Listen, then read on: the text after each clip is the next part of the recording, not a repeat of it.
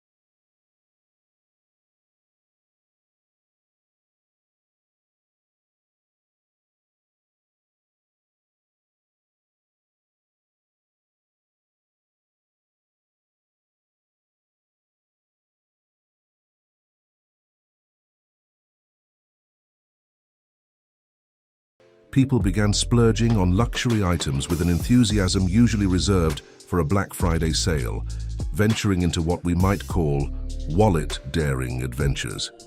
Hold tight. Why not subscribe and join the opulent Oasis family? Get the freshest updates on all things Rolex and beyond.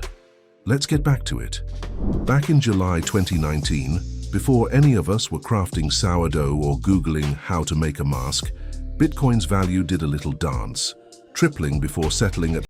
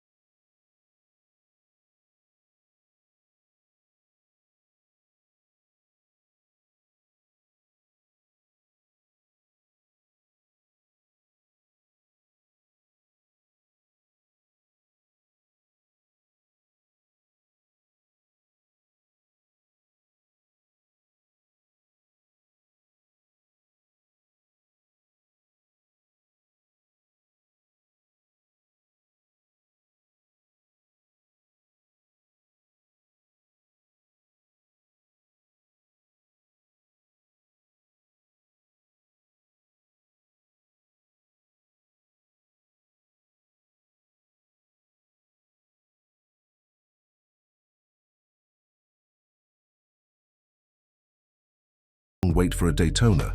Now you might just get your watch in time to toast the end of the universe. But let's reel it back a bit. Those once sky-high Rolex prices? They're coming back down to earth. While Bitcoin continues its erratic dance, bouncing like a pogo stick with a mind of its own, the watch market is finding its old rhythm, drifting back to pre-pandemic levels. Why the shift, you ask? Well, it's all about availability.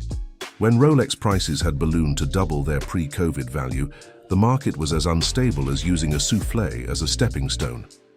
Looking at those inflated prices against the original 1,954 RRP of $150, adjusted to about $1,800 today, it's no surprise few were eager to play this high-stakes game of financial hot potato.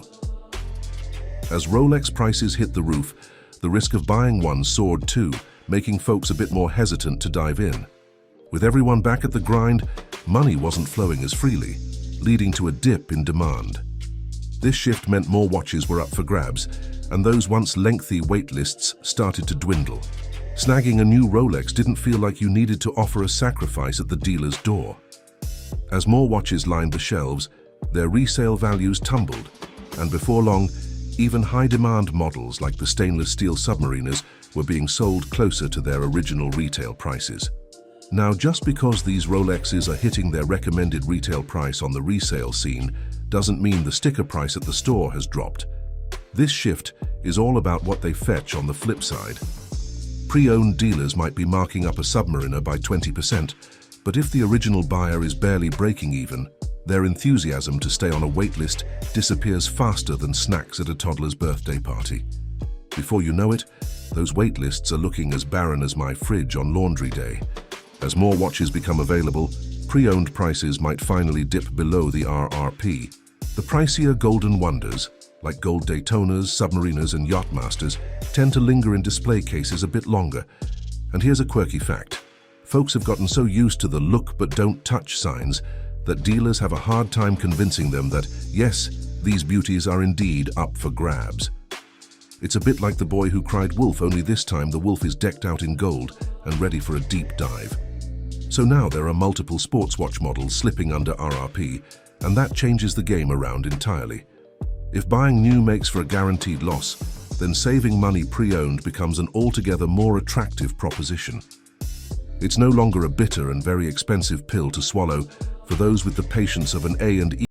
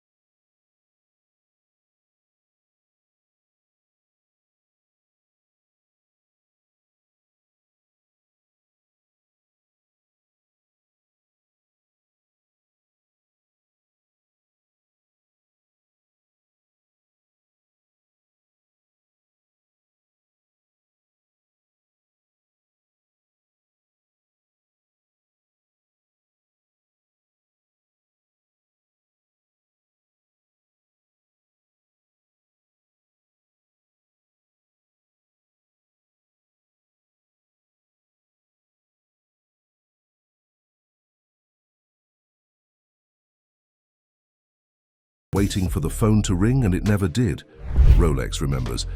Funnily enough, a terrible experience isn't exactly what Rolex wants you to have, because it's smart enough to know that this crazy demand wouldn't last forever, and that a luxury experience is supposed to be, luxury, not like some leather and wood Guantanamo Bay.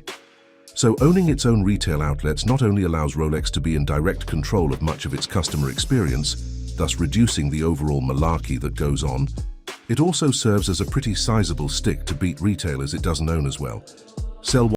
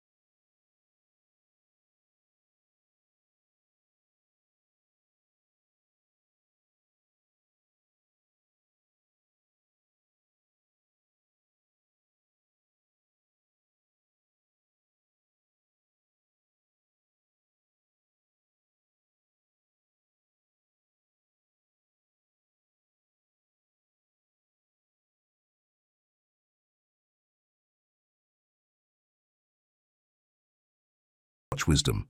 Looking for more? Check out our other videos where we dive even deeper into the glitzy world of watches. See you in the next video, and remember, keep your crowns tight and your comments insightful.